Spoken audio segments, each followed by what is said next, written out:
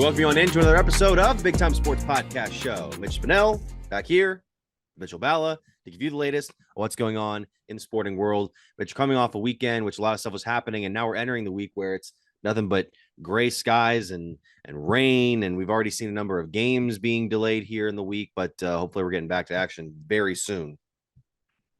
Yeah, so much for April showers brings May flowers. It's May 2nd, and it's still raining and affecting baseball and softball and other high school events in the local area. So we're just going to have to do what we're accustomed to here in Ohio, Mitch, and push games back and make them up here later in the week. But yeah, lots to talk about, no doubt about it. Absolutely. We'll get to those events here right now as we introduce you guys the first segment of our week, which we do the start of every first show of the week, which is This Week in Big Time Sports, where we give you guys what's happening in BTS broadcasting for the week, whether it's on our local cable channels or on our website, BigTimeSportsOhio.com.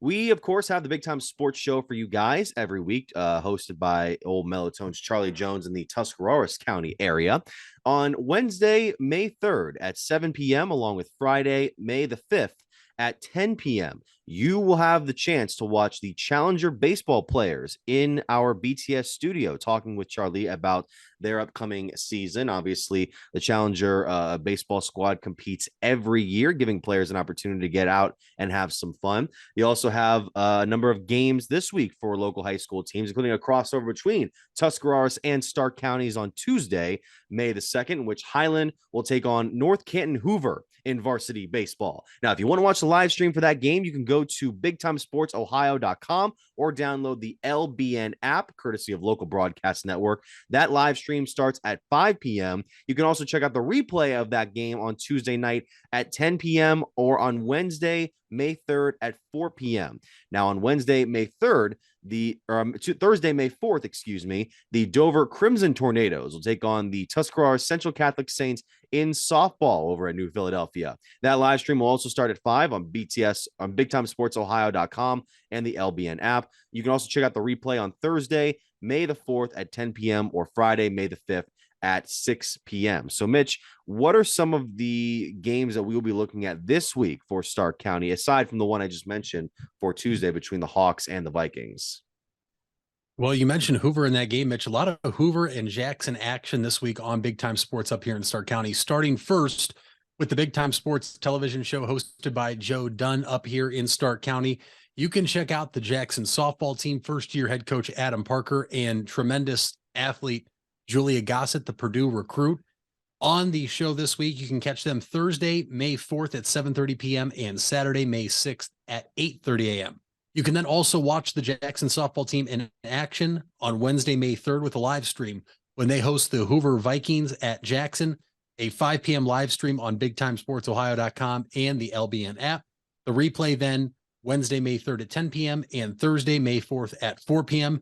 And then, Mitch, Friday night, we have a little backyard rivalry here up in Stark County. The Massillon Tigers traveled to Jackson to take on the Polar Bears in a baseball game Friday night at 5 p.m. That game will also be live streamed on BigTimeSportsOhio.com and the LBN app. And the replay then Friday, May 5th at 11 p.m. and Saturday, May 6th at 2 p.m. Two teams that have a little history with each other. And usually every time they get together, Mitch, it's a very competitive back and forth game. Massillon beating Jackson last year over at Massillon. So Jackson looking to get a little bit revenge this year when they welcome in Massillon, and that is this Friday night. And of course, if you want to watch the replays of this game, you can tune into channel Spectrum 15 or 989, depending on your areas between Stark and Tuscarawas counties. You can also check it out on MCTV 128 or go to WIVMTV.com. Watch all of our games and weekly shows anywhere in the world. And of course, you can go to BigTimeSportsOhio.com for more information. So, Mitch, we mentioned some of those teams that will be on the broadcast this week, and a number of them really getting competitive near the end of regular season play. We're already getting near the start of tournament draws, including some of the softball results that just came up a few days ago. Now we have teams like Jackson, Hoover, among that mix. And you texted me the other night about the race that's going on in the Federal League standings, but I want to take through some of these scores that happened this past week, especially towards the weekend. Yeah, Mitch, and I had most of those scores, like I told you before the show started, and then the website updated and I lost them. Right. But a couple of ones off the top of my head. Friday night, not a lot of teams got to play, but Jackson was able to play when they went up to Akron Hoban. Hoban with a full or an all-field turf this season for their baseball team, and that was a very good matchup. Head coach at Hoban, Derek Carmichael, was an assistant at Jackson for the past few years, so there was a little rivalry there for him wanting to beat who he coached, under for the past few years. But Jackson went up to Hoban and actually won a game 9-5 in 6 innings. The game was called due to darkness. Hoban does not have lights up there yet, may I say. And so Jackson was able to win on Friday. They were 3-0 last week until Saturday when they took on the Mayfield Wildcats over at Thurman Munson Memorial Stadium, a 12:15 p.m. start at a prep baseball report invitational rather. And Mayfield won 3-2 over Jackson, a dominating performance from the Mayfield pitching staff. The starter went complete game, 2 runs, 1 earned, and really kept Jackson in check and kept them off balance all day long. A lot of off speed, had Jackson hitters out in their front foot. So Jackson suffered their 4th loss of the year. However, not a league loss. McKinley also played Saturday. They took on Akron Ellet and Mitch. McKinley looked like they were in trouble. Bases loaded in the first, and they switched pitchers. They brought in Savion Wilkins, who we talked about last week, one of the leaders in Stark County in ERA. And when you get called upon, that's a tough spot to come in as a reliever, Mitch. And you just want to limit the damage. Well, I would consider what Savion Wilkins did limiting the damage as he escaped a bases loaded, no outs jam without giving up a single run. And then McKinley was able to turn around, start the scoring often and early throughout the rest of the game. And McKinley walked away a winner over Akron Ellet on Saturday afternoon. So it was a big win for McKinley. Then now improved to 1 game above 500 at 10-9 overall. But let's talk about those Federal League standings for baseball first. Coming into this week, Mitch, it's really a 2-team race unless a team really just cools off, and both those teams would have to be Jackson and Glen Oak. Jackson at 15-4 overall, but 6-1 in the Federal League, sits atop the league in first place by a game. Glen Oak at 7-2. You then have Hoover in third at 5-5, McKinley in fourth at 4-4, followed by Lake and Green tied at 3-5 in the league, and then Perry at 1-7. But Jackson and Glen Oak are the 2 teams we're focusing on, Mitch, because these 2 teams played already earlier this year, but they did not play their second game due to Mother Nature getting involved. That game has now been rescheduled for, I believe, Saturday, May 13th. And why that date is so big. Jackson this week will play McKinley now on Wednesday and Thursday. And the Bulldogs have proven this is not the typical Bulldog team we have seen in the previous years. So Jackson will have their hands full. Glen Oak plays Lake in a 2-game set this week on Wednesday and Thursday as well. And Lake, albeit 3-5 in the Federal League, is a very talented and tough team. If Jackson is to win out, they play McKinley twice this week and then play Green next week. And Glen Oak has Lake and then their Federal League bye. That would mean the game on the 13th, a win for Jackson would mean an outright Federal League championship, or a Glen Oak win would mean a co-Federal League championship with Jackson.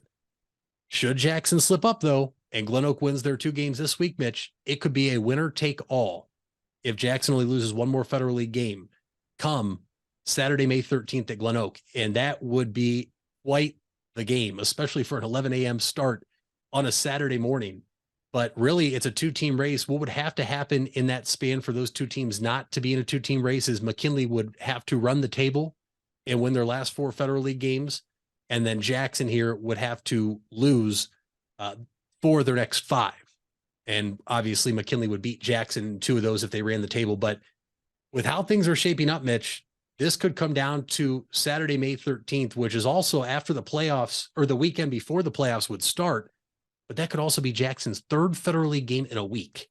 And that's a lot to ask for, especially when you have Federal League title hopes and aspirations on the line. You'll see what type of depth is really there for Jackson and how they go about that, because they also have a non-conference game that same week, the night before, when they travel to Walsh Jesuit to take on the Warriors. So a lot of baseball to be played still, a lot to look forward to, from you and I as we sit here and record this show. But things could get very interesting here over the next 2 weeks. And I know you and I are here for it all. No doubt. I mean, we saw a number of results this past weekend from baseball as well. I was over in Sugar Creek for the Garaway Strasburg doubleheader, a hot matchup in the IVC between North and South. Garaway took that first game 8-2 behind a 5-inning 9 strikeout performance by Peyton Keller, who only allowed 2 hits for Strasburg on the game, while Strasburg committed, I believe, 6 errors in the first contest to cost them a start by Alex Burkett, who didn't pitch horrible. He allowed 4 hits and 5 runs, 4 earned over 3 2/3 innings, but had a bit of a struggle there. While the Tigers took game 2 by a score of as I lose it here, they won that game by, I believe, 6-2, as Strasburg was able to win that one, scoring 4 runs in the first inning and getting Joe Fisher enough to work around 4 hits, 1 earned run in a complete game outings, 79 pitches on the game, while Strasburg had a number of hitters in that one. So the Federal League standings are interesting. I look at the IVC standings as I pull them up here, and they're very, very competitive as well. We'll get to the softball ones in just a bit, and we'll also bring up the playoff standings for the upcoming couple of weeks as well. But looking at the standings here, it is Buckeye Trail and Canaan Valley leading in the IVC North at 7-1 and 7-3 respectively. Strasburg and Newcomerstown just behind them at 5-3. Now in the South, Indian Valley and Highland are tied at 7-1 on the season, with Indian Valley at 14-3 and Highland at 14-1. Now, right behind them is 5-2 Tusky Valley at in conference play, and then everyone else has a losing record. So we'll see who can pull away from the rest of the pack here in the next couple of weeks. We also had in softball, our playoff brackets were officially finalized by the Eastern District this week, as well as the other districts, as they took a vote of where to place each team. We'll be seeing here in a couple of weeks Strasburg as the number 1 seed. The Tigers currently at 19-2 on the season, coming off a win against Garaway this past weekend, as Amelia Spidell struck out 10 in that game to win 11-2 over in the Amish country. The Tigers will take on number 15 Malvern, who's had their struggles this season. Meanwhile, the rest of the bracket, Monroe Central playing Frontier. The winner of that game will play the winner of Tigers and Hornets. The Newcomerstown Trojans, number 7, will take on number 11 River, while Bridgeport plays Caldwell. Canaan Valley, number 2. Canaan Valley has been a very competitive team so far this season. Their only IVC losses to Strasburg on the season. They'll take on Bellsville, number 14. Number 16, Highland plays number 6, Shadyside. Number 5, Shenandoah. Number 8, Toronto face off.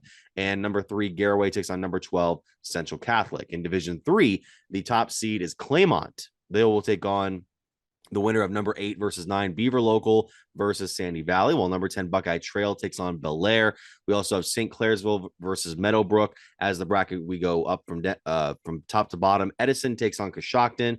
Ridgewood is number 6. Will take on number 12, Tusky Valley. Number 5, Fort Fry plays number 11, Union Local. And then Barnesville play Buckeye Local. Now in Divisions 1 and 2, in the East 1 and 2 in Division 2, it'll be number 2, John Glenn, taking on the winner of Carrollton and Cambridge, while Harrison Central plays Martins Ferry. Number 4, New Philadelphia takes on number 7, Indian Creek, and the winner of that game will take on either number 5, Steubenville, or number 18, East Liverpool.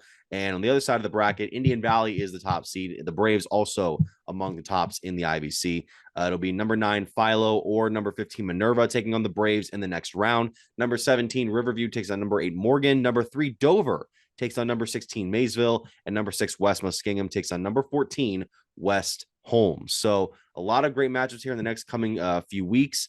And we should be looking forward to a number of them here in the next couple of days. So we come on back. We'll take you through some other aspects of the sporting world, including a local athlete who has made his way to the National Football League. Stay with us.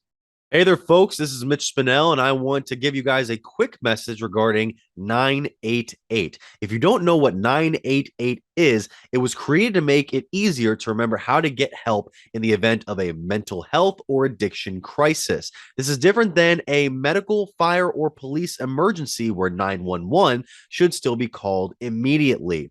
988 connects you with Stark County's Crisis Center, which is equipped to help people in emotional distress or experiencing a mental health or addiction crisis. So remember, 911 for medical, fire, and police emergency help, and 988 for support in overcoming a mental health crisis in Stark County.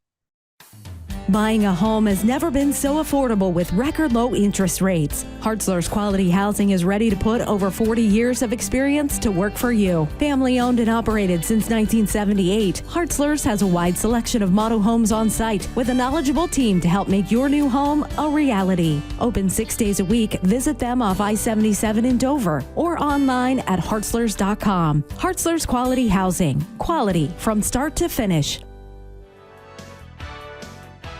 You deserve the best. And at Ferris Chevrolet, Buick, Cadillac, Toyota, that's what you get. We consider you, the customer, to be part of our family.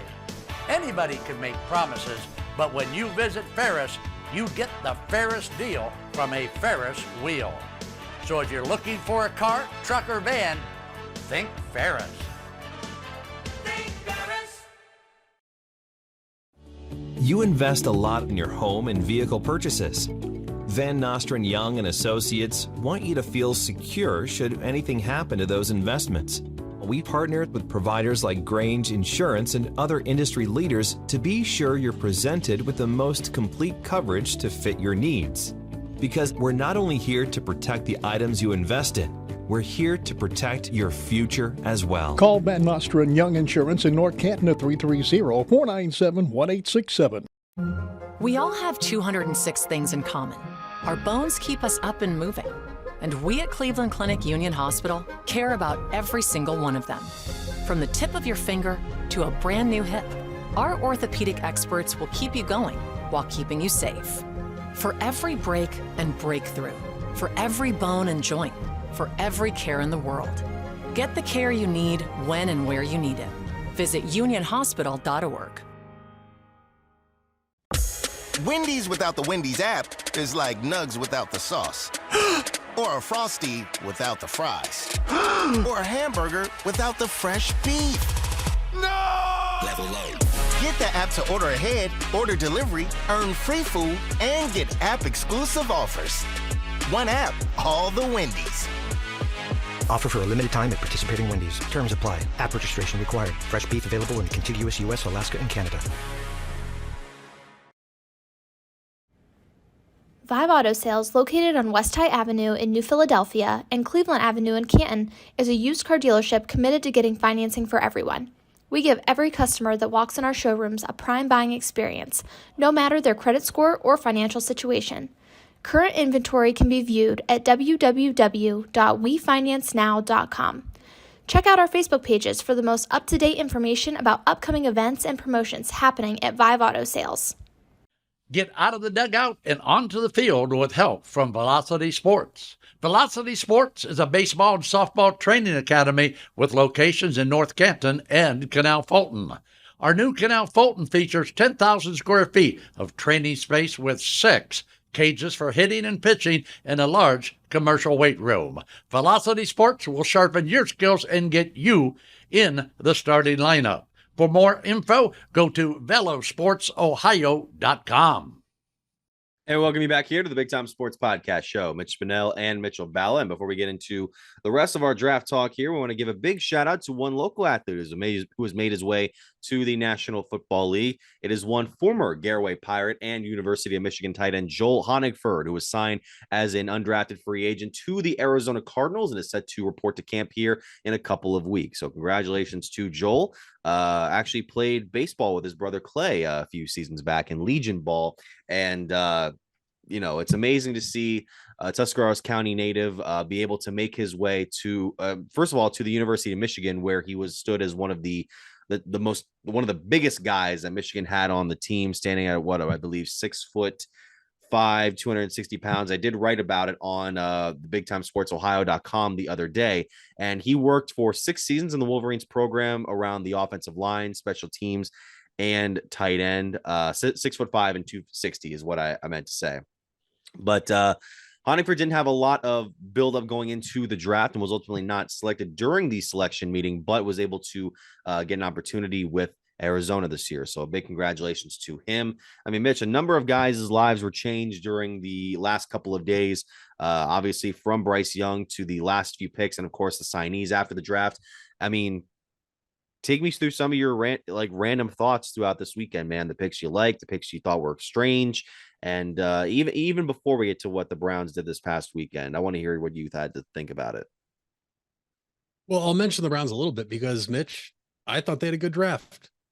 I thought for once they didn't really outsmart themselves. And I think there was a couple teams that you'll see if you go on any website and, you go through these draft gurus and analysts rankings and grades. They think the Falcons, for example, drafting Bijan Robinson at 8 overall in the first round was a bit of a reach because they have good running backs. But then you look at some others and they said they think the next surefire star that'll make an immediate impact is Bijan Robinson. So you have to kind of weigh your pros and cons there of why'd they take a running back, but then you have other people saying he's probably going to be the first rookie to really make a difference on a team. So was it really a bad pick? And that's why last week I said, when you looked at the Detroit Lions, who people were really giving a hard time for their 2 first-round selections, if they turn out to be what the Lions expect them to be, no one's ever going to be talking about it.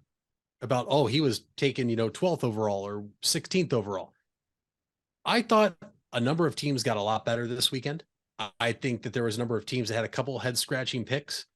But, Mitch, as much as we want to look at first-round picks and really analyze of who they got, because we're so enamored with first-round picks, a lot of these teams get successful and big-time players later in the draft.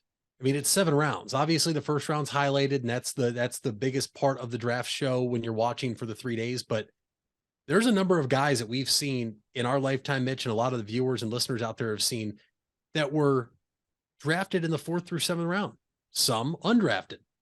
And we'll have to wait and see. But overall, I thought it was a good draft. I felt like there wasn't that much chaos in terms of guys slipping way, way, way, way down. I mean, really, Will Levis is the guy that slid the most, I would say. There weren't that many big trades outside of the Houston Texans jumping back up to number 3 to take Will Anderson Jr. I thought it was a calm draft. And for the most part, obviously, I'm not a fan of the other 31 teams or listen to their shows every day about what they think. But Mitch, for the most part, it seems like every team from some media or news outlet had a successful draft. And now the real question is, which players are going to be able to make an immediate impact, to make a name for themselves here, maybe not in the rookie year, but in 2 or 3 seasons, and which guys that we thought would be, these next great players, unfortunately, don't have the career that we're expecting them to have. And it'll be interesting, but at the same time, I think I look at Bryce Young and CJ Stroud.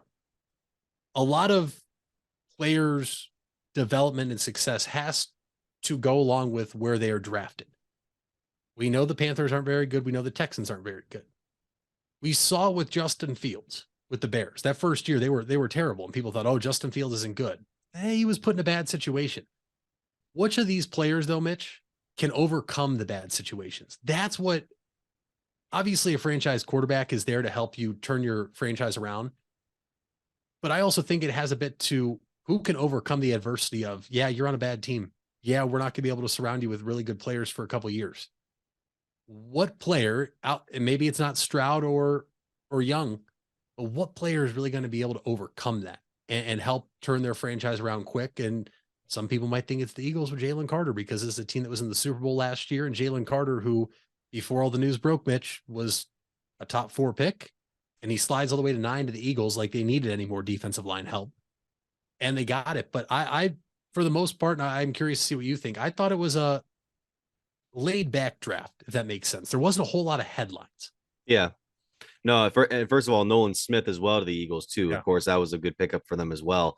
Yeah, I could see this being not the most star-studded of drafts, but he could easily be the one where we could see a lot of quantity remaining in the next couple of years for the NFL, especially with the Browns picks, where I think they started off the draft with one of my personal favorite selections.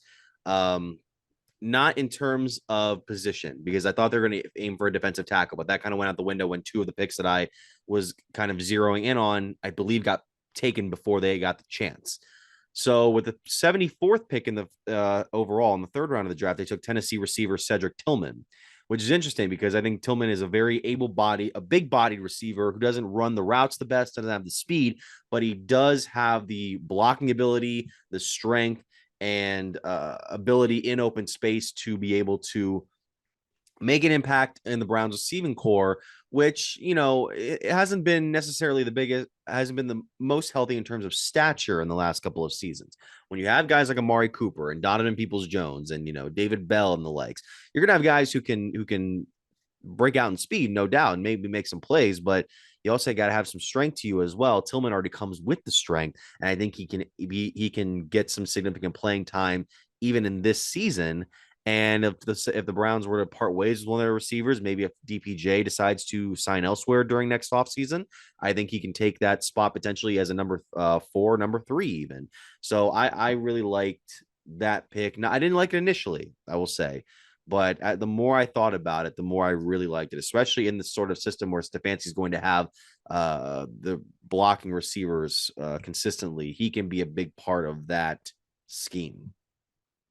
Yeah, absolutely. And a lot of people, Mitch, I think were frightened thinking it was almost like a backup pick because Jalen Hyatt, the number 1 wide receiver for Tennessee last year, was taken 1 pick before them by the Giants. Yep. And so we take the other Tennessee wide receiver. But Mitch, this fills a need I think that the Browns absolutely need, to your point. 6'3" and 3/8, 213 pounds. He's a big wide receiver. And they keep talking about one thing: big hands. He catches the football. And with Deshaun Watson, I feel like outside David Njoku, Mitch, we really don't have that guy we can kind of say, all right, we're going to throw the ball up to and you go get it. I think Amari Cooper is capable of that, but he is definitely entering the back end of his career rather than being at the forefront of his career.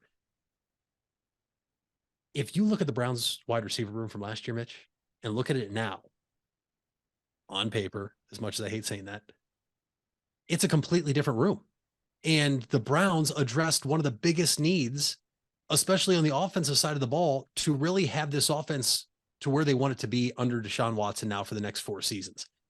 I really like the Tillman pick, actually. I don't think it was a backup pick from Jalen Hyatt. I think this is who the Browns were going to take all along, because if they wanted Hyatt, I think they would have moved up 1 or 2 spots to go grab him if they were afraid of him, being off. But outside of Tillman, Mitch, I thought the Browns had a really good draft. They took what they needed, right? Yes, I think I wasn't expecting them to take a wide receiver in the 3rd round because of all the signings and trades. Elijah Moore, Goodwin. You already had DPJ, Amari Cooper, David Bell from last year, who Stefanski's high on. But when you look at some of these other picks, Mitch, they address some needs. You had Siaki Ika, the defensive tackle from Baylor, the big defensive tackle from Baylor, but not the biggest guy the Browns drafted, surprisingly. No. Because then they took Dawad Jones, and Mitch, 6'8", 374.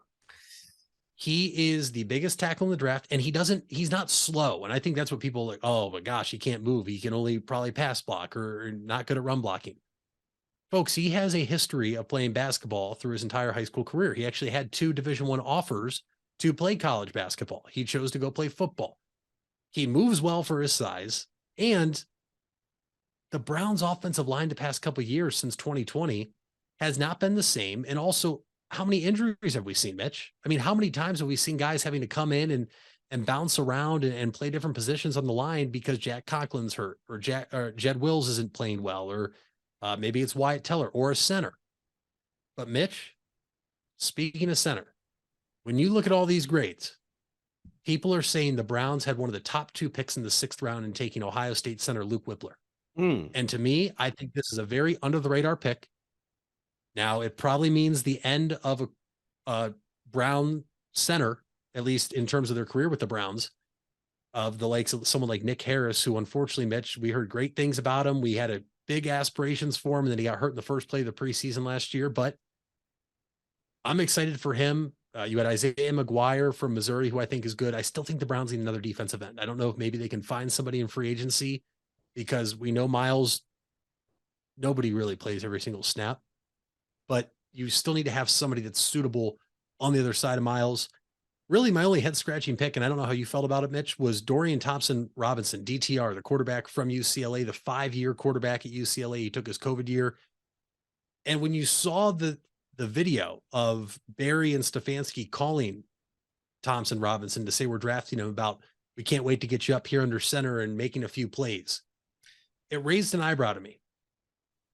I know you have to say things to certain players, But is there a way in which Dorian Thompson-Robinson maybe has a small package of plays in certain situations during games, maybe this year or in a couple years?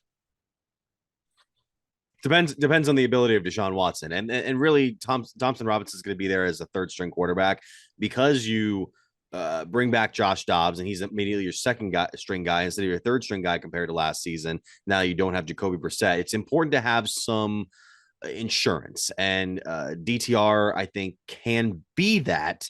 He has a similar level of athleticism to Deshaun Watson. He played an offense at UCLA similar to Stefanski's professional style. His 74% of his throws on target, which tied with CJ Stroud among the rankings for college quarterbacks. So I thought that was a fine pick. I didn't think it was a great pick that the Browns absolutely needed. I mean, we're far away from the days of the Browns needing a quarterback, hopefully from the draft. We just needed to get some insurance. And if heaven forbid Watson gets hurt early on in the season, and then you see Dobbs having some issues or issues with play, then DTR gets the opportunity. And if not, I mean, he's going to make it out of camp. I'm almost certain of that because the Browns just need a third string guy and he can fit that mold very well as a rookie. I was going to say, what was it? Weipler was the only one to me that I was a little curious on, actually, because I like what he can do as a center in terms of technical ability. He's sound there. I just don't know if he has the exact build for an NFL center, and the team's already high on Nick Harris, even as a backup.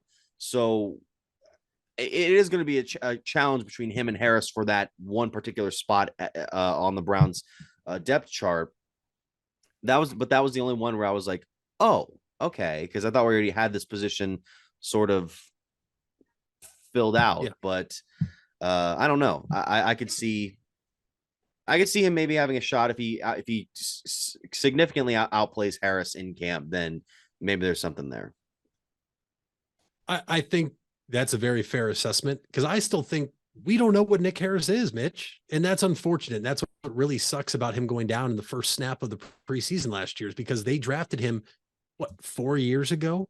And they were very high on him. And it seemed like he was going to be the center of the future for the Cleveland Browns. And unfortunately, that's part of football. It is a business. And that's what we saw this week during the draft for a lot of these teams. But you can't predict injuries. But at the same time, Mitch, with them taking Jawad Jones, they added depth to the offensive line where it seemed like last year we had a little bit of depth, but at times we needed more due to injuries or really just injuries.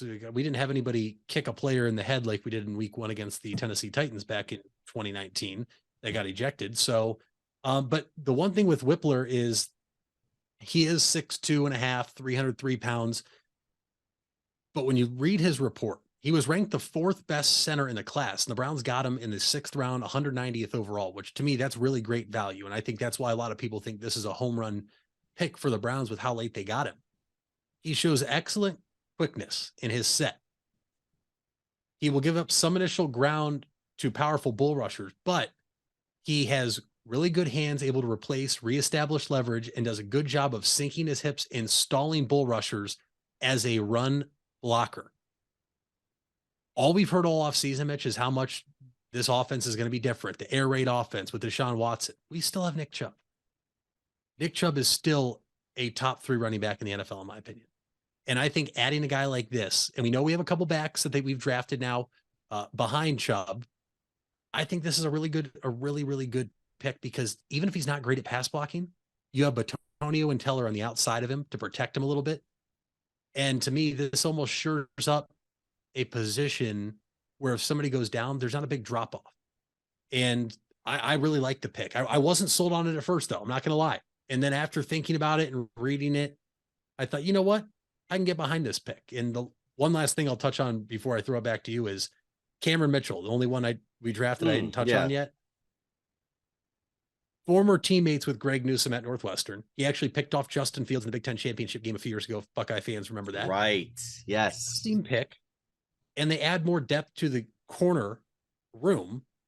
And a lot of people already, what's that mean? Greg Newsome wants out. I don't think Greg Newsome wants out, even if he did at first. Seems like he's happy here. Now he gets his best friend from college to come play with him. but they added depth is what this draft really looked like, Mitch. And I really have no issues with this. There's really nobody on the draft board that was here out of the 7 picks we had that I thought, oh, we shouldn't have taken them. We could have got this guy. This is one of the first times in years where I've been pretty content with the Cleveland Browns draft. And it seems like they went for a need in depth rather than just, hopefully this is the last time I say this till football season, the analytical approach, if that makes sense. All right, two things. Yeah. No, I was going to say 2 things. Number one, going back to Jones, that's the one I think is going to be the most intriguing pick, not only due to his size, but his ability as an offensive tackle. Do you think that that move has anything to do with the Browns' decisions on regarding Jedrick Wills? Because they picked up his 5th-year option this weekend. And that's what I thought at first. I thought, man, they must not be picking up his option. Then sure enough, the day later, they picked up Jed Wills' option. Yeah. I think that there's a number of things that could go for. Let's remember, Jack Conklin is older. He was hurt a number of times last year. And that goes back to the whole depth. But Mitch, with the Browns extending Jed Wills, he's going to be a starting offensive lineman for the Browns through the 23 and then the 24 season. If they were to extend him, they would save about $14 million worth of cap after the 24 season. I don't think it's out of the realm of possibility to see Jedrick Wills maybe move back to right tackle. Now, the Browns have been adamant. Jed Wills had his best year last year, which to us as fans and the naked eye, we definitely didn't think that. Yeah. But I think we're spoiled because we had Joe Thomas, a Hall of Fame left tackle, and those type of tackles only come around every so often. And so I think Jawad Jones is going to more so be a right tackle in place of Conklin once he's done here in a couple years. But I wouldn't be shocked if in 2-3 years down the road, if Jed Wills gets moved back to right tackle and Jawad Jones is your left tackle, because I think the Browns took him for a reason. And maybe it's not to start right now. Maybe it's to be a starter on this offensive line here in a couple of years. Him as a swing tackle could be very, very interesting. Now, the other thing I wanted to talk about was you mentioned the Chubb. Look, this whole thing that came out, first of all, the fact that the Eagles got another player during this draft that wasn't even a rookie, an incoming rookie in Lions starting running back last year, DeAndre Swift, getting traded, of course. But Nathan Zagura of Cleveland Browns Daily reported this weekend that the Browns investigated a trade for Swift, but the price was too high. When I heard that, look, I had this whole discussion with a group of friends the other day I know that the Browns have been working this 2-back system for a number of years, and it's probably not going to be the case now because Kareem Hunt's not going to be on the team this coming fall. I don't know why I don't know why we're so adamant on trying to find other running backs when you already have arguably one of the top 3, if not top 2 running backs in the league. I think that even with Chubb, who's going into his 6th, 7th season in the NFL here this coming fall, I think there's still enough left in the tank, even for a modern NFL running back, to not have to make you make moves like this, not have to have you find insurance, especially coming from a guy who was a starter last year, was a solid starter, had over 1,000 yards rushing, and was probably going to be looking to find some significant time played this upcoming year. So it's just, I don't like, I wasn't a fan of this sort of using above average talent in the NFL in a split system, meaning that one guy has to reduce his time in order to try and make this work, which, I mean, the Chubb and Hunt dynamic did work a number of times for us, but it didn't make the biggest impact in terms of winning significant games, winning playoff games, and ultimately winning enough to make you a serious contender. Absolutely. And my whole thing is, you think about our time with Kareem Hunt here, and he's still a free agent, which is shocking. And I know Andrew Berry said recently he wouldn't close the door. We'll see what happens there. He's not. Yeah, he is. That door's shut and bolted. There's a number of running backs out there, Kareem Hunt and Ezekiel Elliott, the top 2 that come to mind, that are still without a home. But the Browns, Mitch, typically didn't run a 2 running back system to where Chubb and Hunt were on the field at the same time. Right. I think maybe if they did, I could have understood the move to go get DeAndre Swift. But Jerome Ford is there, the running back from Cincinnati last year, going into his second year. You still have Dietrich Felton. We'll see what he actually is, whether he's a wide receiver or running back. But no, I mean, look, if you said, hey, we got DeAndre Swift for a 7th rounder, yeah, I would have done that for sure. But the price that the Lions were asking for and the Browns weren't willing to give up, I'm fine with the Browns staying put because we already know what this offense wants to do. This is not going to be a ground and pound team. What did the Eagles do so great last year? They ran the ball. They had multiple running backs in that backfield. They could put it in any time, and they had a quarterback that liked to run in Jalen Hurts. That's the style of offense they play. We only got 6 games. This is going to be a team that wants to throw the ball, and Nick Chubb will still get his touches occasionally and still will probably be one of the top 3 running backs in the NFL. I'm not upset that we didn't get DeAndre Swift at all. I don't think it was a need whatsoever for this offense. And keep in mind, Nick Chubb, for even going into his 6th NFL season, doesn't really have 6 years worth of hits on him because we had a 2 running back system for the past couple of years. It saved him from a lot of hits. Yep. So really, he's going into his 6th year. What? He's probably a 4th year running back in terms of hits taken, if we're being honest here. And that's the big thing, because running backs have the shortest shelf life in all of position players in football. And so there was no need for it. Apparently they really like Jerome Ford. We'll have to wait and see. Yeah. You know, he was running back 4 last year because we still had Dearness Johnson as well behind Kareem Hunt. Mm-hmm. But Mitch, what was our frustration last year down the stretch? Why wasn't Kareem Hunt getting more touches? So that's really what we would have been putting ourselves back into if we went and got DeAndre Swift. Exactly. I also heard that from Nathan Ventura. So I'm more than okay with letting him go to the Eagles, and just happy it's in the NFC and not a AFC North team. Yeah. That's all I have to say on that. All right, when we come back, we'll go into some playoff talk, some Guardians talk, and maybe more after this. The Furby Electric Supply Company has bright ideas for your home. Save money by converting to energy-efficient electrical products or add ambiance with beautiful lighting features. It begins with a professional consultation and a visit to the Furby Lighting Showroom. Then certified Furby contractors complete your project right and on time. Since 1934, 4 generations have built a reputation of quality and trust, and they offer emergency services too. Just visit Furby.com. That's F-U-R-B-A-Y. The Furby Electric Supply Company.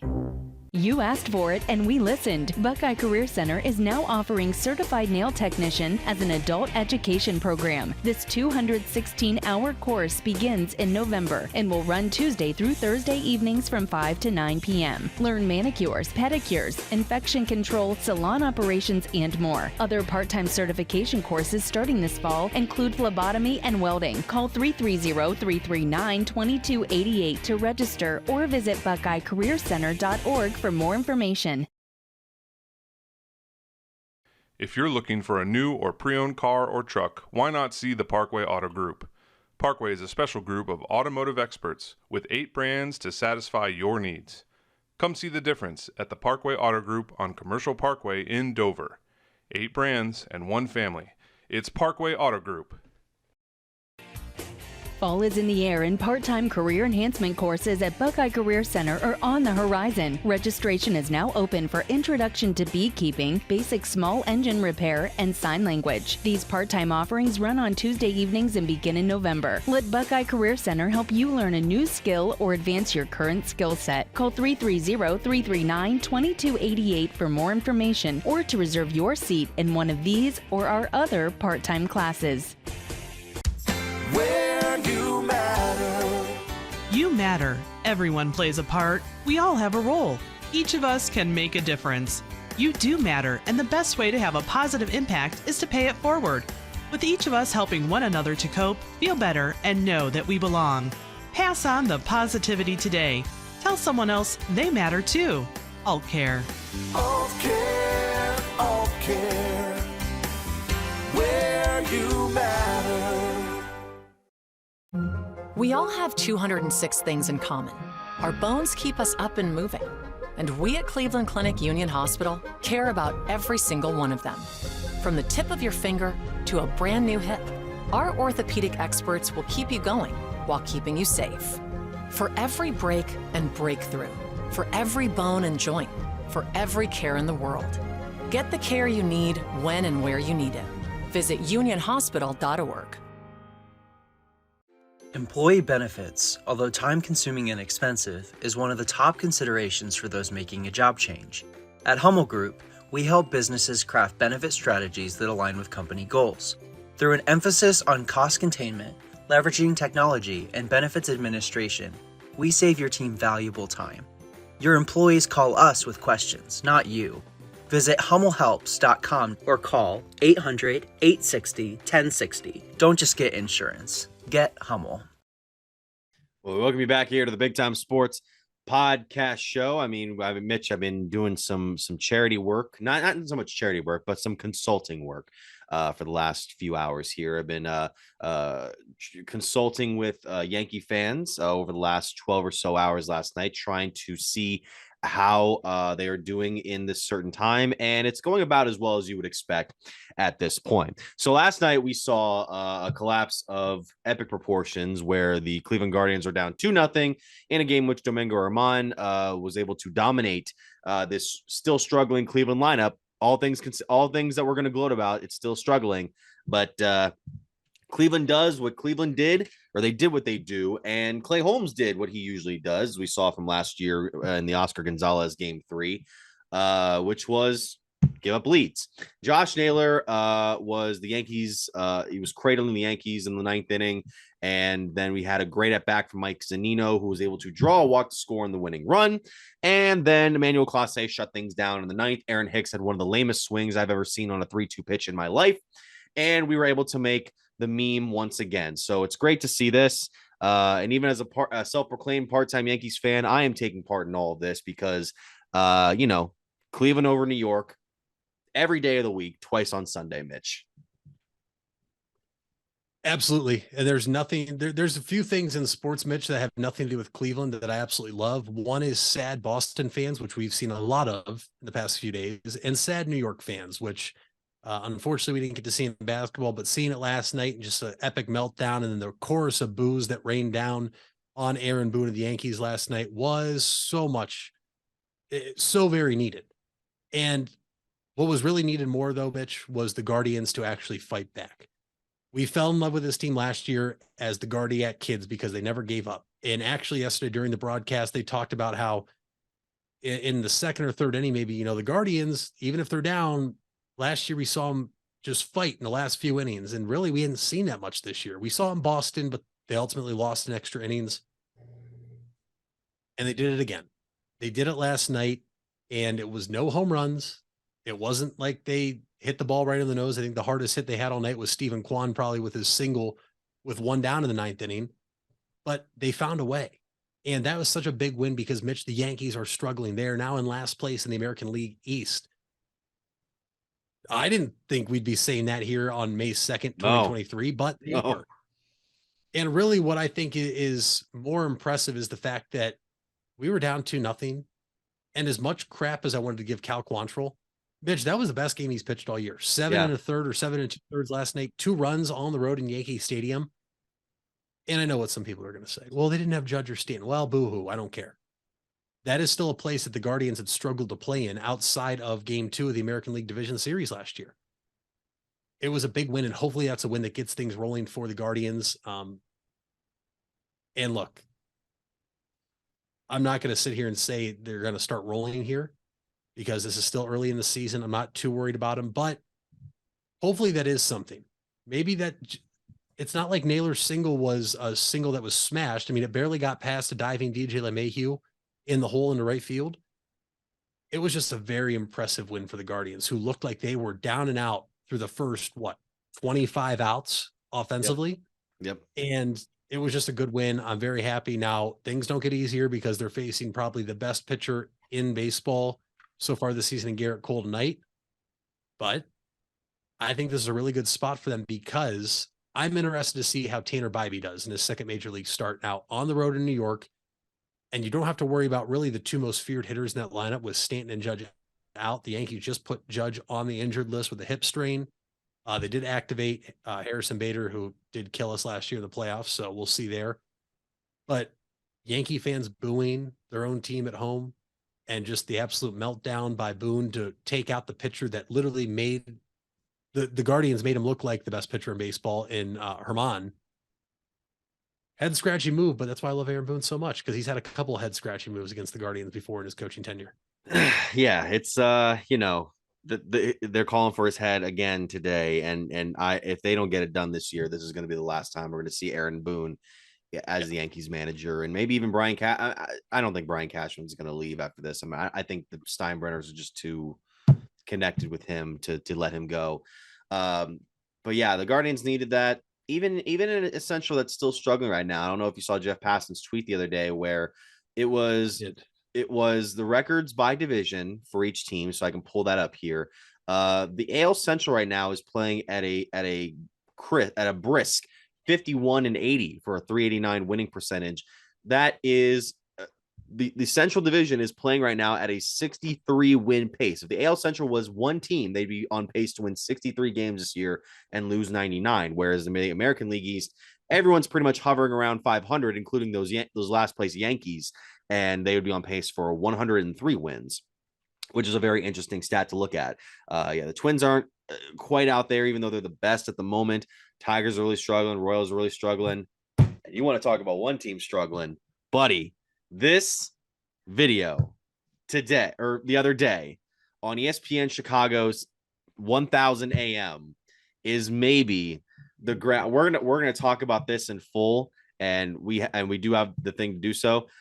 I want the viewers to, how do I get this here? I want the viewers to take this all in because it is glorious. Again, this is ESPN Chicago 1000 AM. With a caller in talking about the White Sox. Here we go. I've been a diehard Chicago White Sox fan for nearly 40 years. I say that with the very express intent of sharing my deep and undying love for this team. And my call is rooted in heartbreak, not anger. Don't get me wrong. I'm angry, but it is a byproduct of a dysfunctional, abusive relationship with the front office and the ownership of the Chicago White Sox. I also want to say I have defended this rebuild. I liked what the team did with the trade. I defended Yasmani in Dallas. I didn't understand the La Russa hire, but I gave them the benefit of the doubt.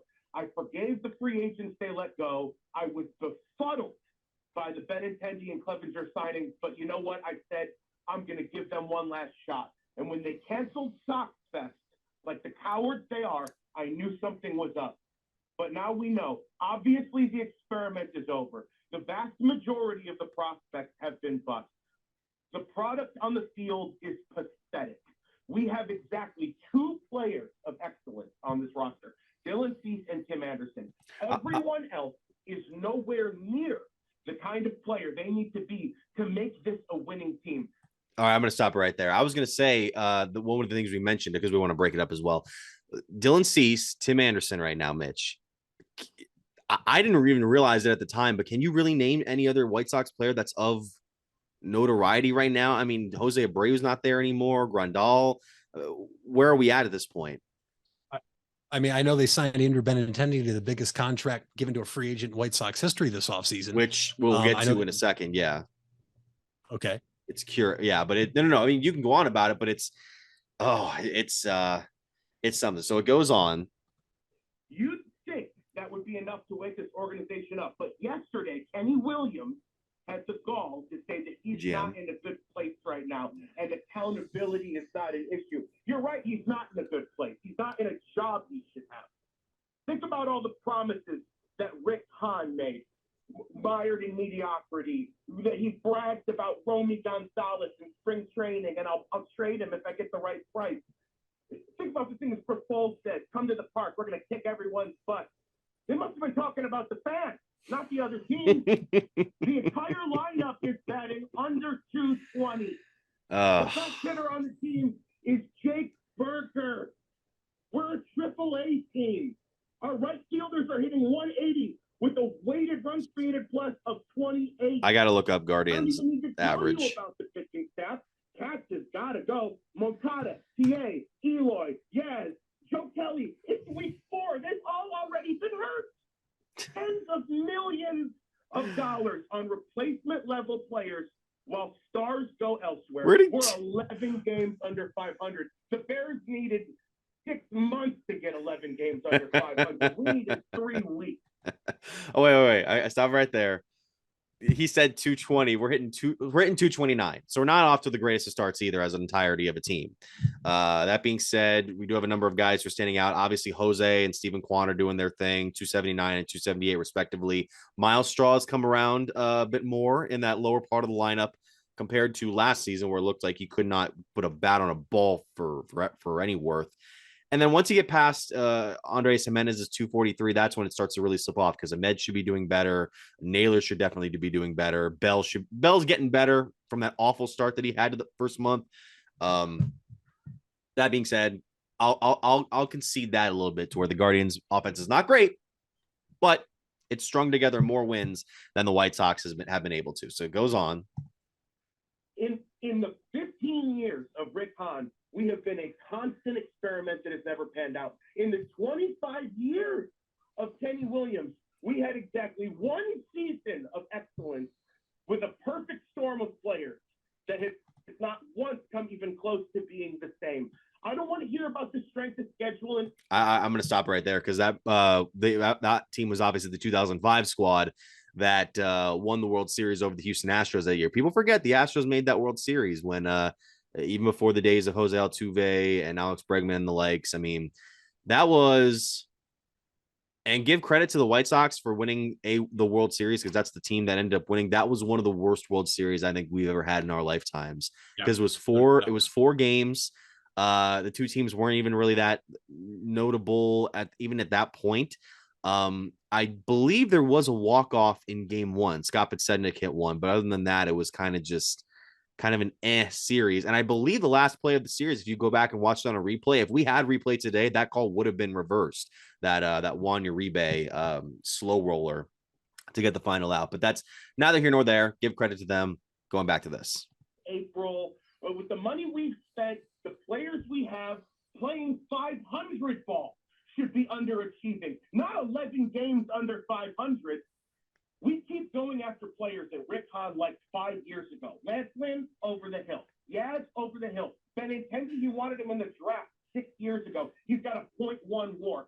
Was Benintendi like a drafted player 6 years ago? Or that has to be wrong, right? Because Benintendi's been in the league more than 6 years. I mean, he was a high draft pick. I just cannot know. Andrew, I got it right here. No, I got it here. It was Benintendi. He made his debut in 2016. That does not seem right. It feels like he's been in the league since like 2012, I would think. All right, but that's neither here nor there. I lost it here, so it goes back to this. Clevenger isn't just a clubhouse cancer and a disgusting human being. He's a horrendous pitcher. No comment there. Joe Kelly has been useless. We signed Vince Velasquez. Give me a break. John Jay. Between them, that's $200 million on a bunch of black holes and an ERA of 240. The entire organization is poisoned. The entire way that they go about their business is a failure. Firing Rick isn't enough. Firing Kenny isn't enough. If Chris Guest gets promoted and we have to sit through another 15-year retool rebuild, you're just going to hear from me again in 2038. All right. I'm going to stop it right there. So that's ESPN Chicago, 1000 AM. You can look that up on John Boy Media's Twitter page because I think that's where the original source was, even though I had it on Main Team. It's one of the best sports rants we've heard this year. Maybe the best. It's maybe my favorite since, I don't know, Mike Valenti had a really good. My introduction to Valenti was the recap to the 2019 Ohio State Michigan game. Was that the 62-39 game? Or was that 2018? Yes. Whatever year the 62-39 game was, that was the year that got me onto Mike Valenti as a sports radio host. But everybody refers to his rant of Notre Dame beating Michigan State in 2006 as one of like the greatest sports rants in sports radio history. But I'd like to get your guys' take on that. If you can comment below on YouTube or, hit us up on Spotify, what the greatest rant you've heard on a radio from a caller or a host was, let us know. All right, we come on back. We'll go into more of the NBA playoffs to wrap up the show. We'll be back right after this. Hey there, folks. This is Mitch Spinell, and I want to give you guys a quick message regarding 988. If you don't know what 988 is, it was created to make it easier to remember how to get help in the event of a mental health or addiction crisis. This is different than a medical, fire, or police emergency where 911 should still be called immediately.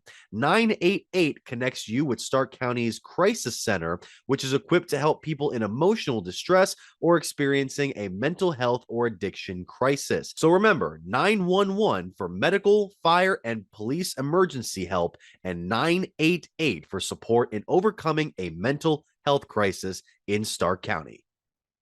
Are you trying to increase your speed, quickness, vertical leap, and agility? If so, NST Sports Performance is for you. NST trains athletes ages 5 through pro. NST designs each program specific to the athlete's needs, goals, and sports. For more, visit nstsports.com. Locations in North Canton and New Philadelphia. It's nstsports.com. It takes a lot of practice to have a winning team. Albin Title has over 100 years of combined experience handling real estate, title, and escrow transactions. They serve Tuscarawas, Stark, Carroll, Harrison counties, and more. So choose Albin Title for your next home refinance, sale, or purchase. They'll get it done quickly and professionally. Contact Albin Title at 330-334-5800 or visit their website albintitle.com. Let them put their experience to work for you. Hard work is something you're accustomed to. Van Nostrand Young understands that principle. Our access is achieved with organizations like Grange Insurance. Safety and prevention specialists utilize our VanCan assessments process to ensure that you and your colleagues are in the best hands. You want the safest environment for your business, and we can guide you there. Call Van Nostrand Young Insurance in North Canton at 330-497-1867. If you're purchasing a new home, the team at Hartzler's Quality Housing is here to help. Take advantage of record low interest rates to make your new home a reality. Locally owned and operated since 1978, Hartzler's Quality Housing has the experience to guide you through the process. You'll find a wide selection of model homes on site to fit any budget. Open 6 days a week just off I-77. You can also visit them online at hartzlers.com. Hartzler's Quality Housing. Quality from start to finish. You deserve the best. And at Ferris Chevrolet, Buick, Cadillac, Toyota, that's what you get. We consider you, the customer, to be part of our family. Anybody can make promises, but when you visit Ferris, you get the Ferris deal from a Ferris wheel. So if you're looking for a car, truck, or van, think Ferris.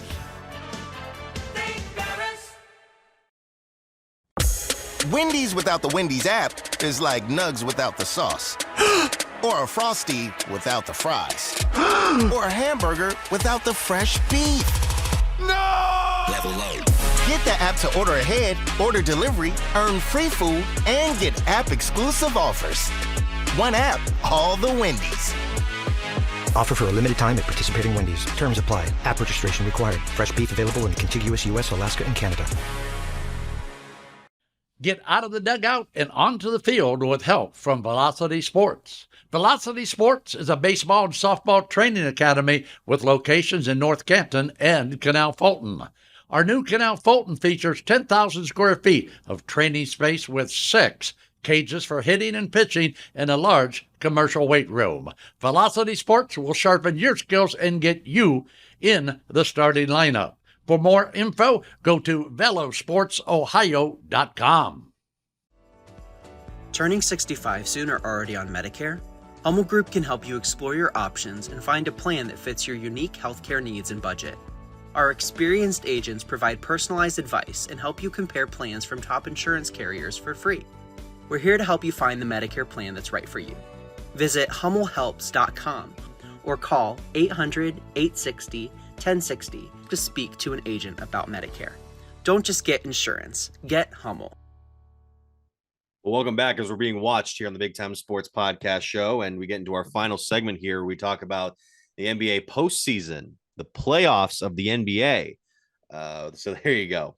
Mitch, I mean, I'm more so first of all, the last 2 nights I was more so focusing on the hockey playoffs because a lot of those were game 7s compared to games 1s and 2s for the NBA. That being said, I've been keeping up on them, trying my best to do so, and they're interesting so far. We have a 2-0 series lead for one team right now, a couple of 1-0s as well. So now as we take a look back here at some of the matchups here, I mean, what has been the biggest surprise to you of these first couple of games so far? It has to be the of Philadelphia second round of 76ers playoffs? stealing game 1 on the road without Joel Embiid. I mean, Mitch, the Celtics were huge favorites yesterday to Joel win. Embiid.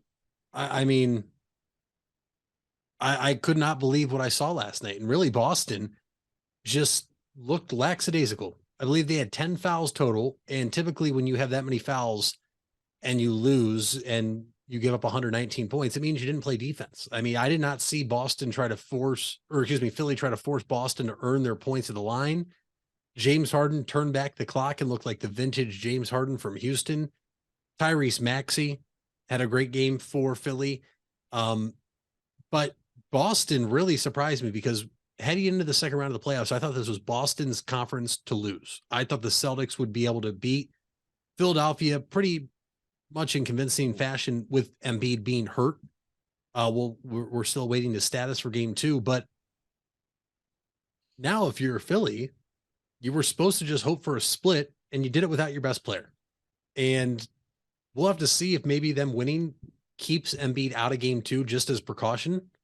But Boston now, Mitch, has played 2 games their last 3 that they've just looked disinterested. Game 5 against the Hawks, in which they lost at home, when the Hawks were without their second best player in DeJounte Murray. And now game 1 of the semifinals with the opposing team's best player out. And it's just very mind-boggling because this team looks so good all season. Top 2 seed, the best remaining seed left in the Eastern Conference, and they're down 1-0 now. And Boston fans are just absolutely distraught because they watched the Bruins, who broke the record for most wins in a season, most goals in a season, just absolutely collapse and lose game 7 at home the night before to the Florida Panthers. And now the Celtics, as huge favorites, drop game 1 at home, 119-115. And I love sad Boston fan. It's the best. They have just had, I mean, my goodness, if only they could win a championship, Mitch, because it's not like they haven't seen 100 in the past, like what feels 10 years. What's worse? What's worse, sad New York fan or sad Boston fan? Sad Boston fan, because they've had so much success more recently than New York. That's fans. what I mean. Yeah. Sad Boston fan is so much better in my opinion. But I agree. Yep. No, really, Philly doing that. I wasn't shocked Miami beat New York in game 1. I would say what I am more shocked about is the fact that Denver's up 2-0, Mitch, and they've been pretty convincing in both games. I mean, game 1, they absolutely blew out Phoenix. And then last night they were trailing, and then Nikola Jokic, Mitch, was a man on a mission and said, we are not leaving Denver without 2 wins. And Phoenix has absolutely no way to stop him. You'd think DeAndre Ayton would be able to help contain him a little bit. No, Jokic just takes him to school. Kevin Durant didn't have a great shooting night. Devin Booker is very, very good offensively, although he did have a little dust up again. And we saw what happened last time to the Suns when Booker had a little dust up in the playoffs. That doesn't surprise me, but really I am more surprised that Philly got a win and that Denver's up 2-0 and how Denver has looked up 2-0.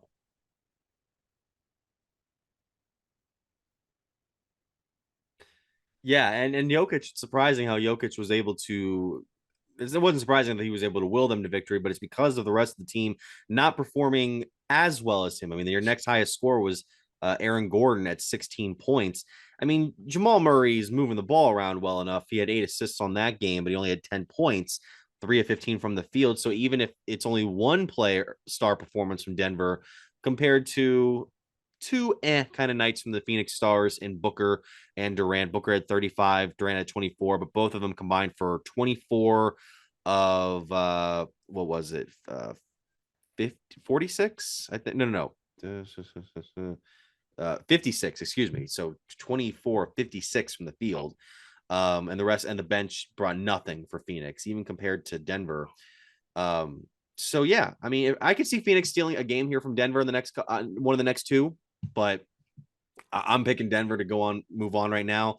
Philadelphia, if they win here, go up 2-0, and then you steal one game back at home, the series is over. Even if it's only 3-1. And then that could lead to them making the finals, because on the other side, you have a Miami Heat squad still playing inspired basketball. They beat the New York Knicks at the Garden. Jimmy Butler just had that fire in his eye. It still seems he had 25 points on that game. So Miami, they can make some serious noise here. Although I would think they would. Think I mean, we'll have to keep an eye out, because as of now, it looks like Jimmy Butler's questionable. He had that injury at the end of game 1. Julius Randle questionable, even Jalen Brunson questionable. Now, I would expect Brunson to play, especially if Jimmy Butler is out. If Butler is out, I would expect the Knicks to win this game. I'll say easily. I really will. But listen, if Brunson and Randle are out, this is a game I probably won't even turn on to watch, because you're talking about the players not even being on the floor. But listen, no. Mitch, I think if Miami somehow steals game 2, this is a team all of a sudden I think you have to really consider maybe the best team coming out of the Eastern Conference, regardless of who wins between Boston and Philly, with how they've played. They really beat the top team in the East already. And now they're taking what looked like maybe the hottest team in the East outside of Miami in New York. I mean, this is interesting, but I think we just need to just simulate to what we really want to talk about here. And that's game 1 that's coming up tonight.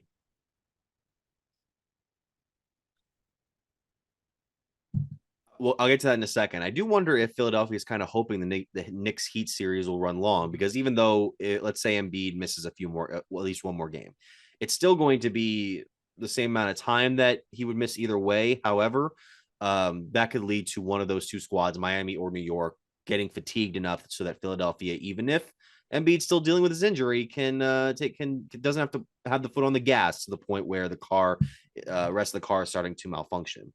But you mentioned that series is starting tonight. Game 2 is also tonight. You mentioned at 7:30, and then at 10 o'clock, the Lakers are in San Francisco taking on the Warriors in what everyone's building up as potentially the last time we will ever see LeBron versus Steph Curry in the playoffs. After the Warriors won that game 7 in Sacramento, like I feared they would, and now this is what's mirroring my excitement for this potential last match between the two. Number one, this might not be the last potential match. We don't know. I know that LeBron's 38. I know that Curry is 35. I get that. We don't know that's going to be the last one for sure. If these guys are like 41 and 39, I'd be like, okay, I get it. But Curry is going to be in there for a little while, and who knows how much longer LeBron's going to go. I just can't. I just don't want it to. I just need it to be the Lakers. I've never said in my life, oh, I need the Lakers to win this playoff series. I need them to win this one, because it's like, is Denver really going to beat Golden State if they make it? Is Phoenix going to beat Golden State? Is that what's going to happen? I don't think so. So just get it done somehow, some way, LeBron. But either way, I'm with you. I'm just actually worried that Golden State is somehow going to do this thing where they win and then somehow and go back to the finals, and I don't want to see that again. I'm really intrigued, because I think both teams are playing their best basketball right now. If you look back to it, the Lakers have the best record in at least the West, might be all the NBA since the trade deadline. The Warriors right now, Mitch, went on the road, a place that they were never good at all season, and won a game 7. Now, I fully expected them to, because typically in game 7s, experience outweighs talent. And you looked at the Kings, who had never been there with that roster. I think 04 was the last time. And I just expected the Warriors to come out. Listen, Curry had a great game. And obviously he's the reason they won, but let's also not overlook the fact that the Kings were the top offensive team in the NBA this year, breaking all the records, and they shot 38% from the field in game 7. That definitely played a factor too. I do not want to see the Warriors win. I am hoping LeBron has one more great playoff series in him, hopefully 3 more. I'm hoping the Lakers run it off and win it all again. But I very well think this could be the best series of the entire playoffs, Mitch, if I'm being honest. I think the only way this might not be the best one would be if Embiid gets back healthy and we get a Denver and Philadelphia finals, and the 2 best centers in the NBA go head to head in a best of 7. I think that'd be very entertaining. Lakers in 5. No, I'm joking. No, I can't say that. Actually, Warriors in 4. Warriors in 4. Because typically whenever I make a prediction on here, it never, the Warriors in 4. Yeah. That's fair. Last thing we want to get to, and it came across our desks about half an hour ago. It is a cold world sometimes in the association, as it's known as.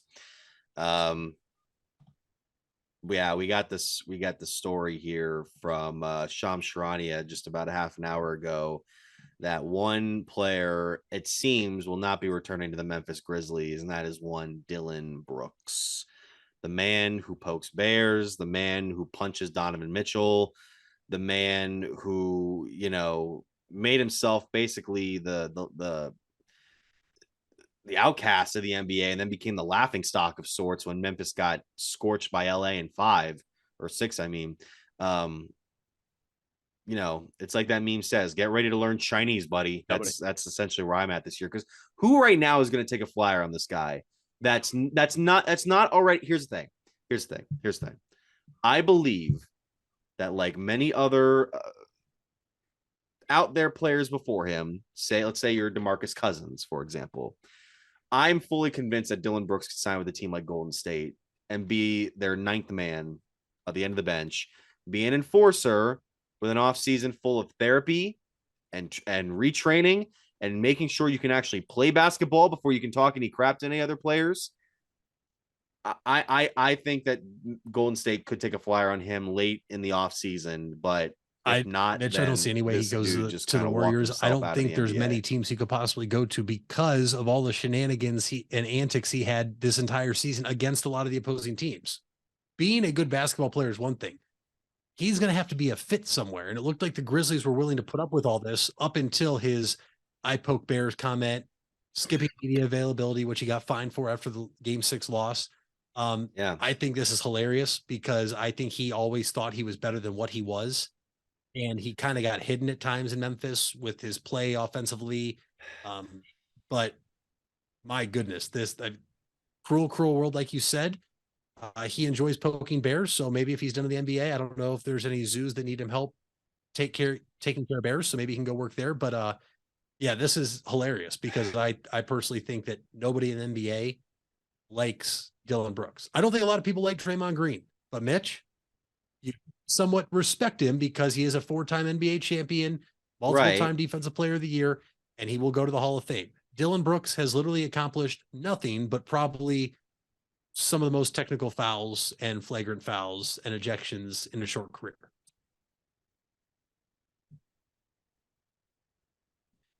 Well, I was going to say, I mean, pardon me if I'm wrong, but Draymond's kind of proven himself in spurts throughout his career to be a player who can do things all around. And he was the Big Ten player of the year in college. He was a consensus first team All-American in college. Yeah. The dude could play more all around than we would expect him to. It's just that he came into a league where being the enforcer, being a defender, being this sort of like underpost guy was his game. That was the way he was going to succeed. And, didn't hurt for him to have a bit of an attitude. That's probably what helped him stand out amongst the others. And I guess Dillon Brooks thought he could do the same thing, but yeah, I think he'll get a 1-year veteran minimum deal. Shanghai Sharks, whether it's with Golden State, whether it's maybe with the Lakers, although I can't imagine. I can't imagine unless, LeBron's gone. Draymond, I know Draymond doesn't like him either. I know that, but maybe in some weird twisted way, they could concoct this plan to make the Warriors more unlikable than they already are. That's where I'm really focused in on. And I'd like to know what you guys think of for this year as well.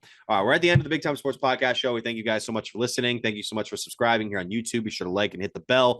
You can also find us on Apple Podcasts, Spotify, and SoundCloud. You can find us on BigTimeSportsOhio.com, obviously, our website where we post articles and videos. You can also find us on Facebook and Instagram at Big Time Sports Ohio, and on Twitter at BTS Ohio, and everywhere else at Mitch Spinell, at Mitchell Balla. Mitch, what's the fact of the day? Because I want to follow up your fact with one of my facts that I came up with, and no one's else to appreciate. Because I just wanted to say a big welcome back to a former teammate of mine, Dylan Dingler, teammate of mine in high school, drafted 2nd round by the Tigers, had been missing a lot of time this year with an injury. Mitch went on a rehab assignment in single A in 8 games, hit .448, 2 doubles, 4 bombs, 6 RBIs. And today, in his first game back in Double A for the Erie Seawolves, Ding homered. to make it 4-1 Seawolves. So welcome back, Dingler, and hopefully it won't be a long time before we see him up in the show. Yep. Dinger. All right, so this is the fourth time, Mitch, that because, and this is in reference to not only something you mentioned earlier with Boston, the Bruins blowing that 3-1 series lead to the Florida Panthers, if I'm not mistaken. Yeah. So with that, and then the Milwaukee Bucks losing to the Miami Heat in their first, I just realized that both Florida teams beat these number one seeds. I that's got to be a first. This was not a first though. An NBA and NHL number one seed in a conference losing in the first round in the same year. This is the fourth time it's happened since the first occurrence of it in 1994. It's happened in 94 with Seattle Sonics and the Detroit Red Wings. In 1999, the Miami Heat and the New Jersey Devils lost. And then in 2012, the Chicago Bulls, the Derrick Rose ACL year, and then the Vancouver Canucks each lost in the first round. So that's the fourth time that this has ever happened in sports. And that tweet got 0 likes and 0 retweets. So I'm proud of myself for wasting the time to come up with that one. And I thank you for wasting your time listening or watching the Big Time Sports Podcast Show.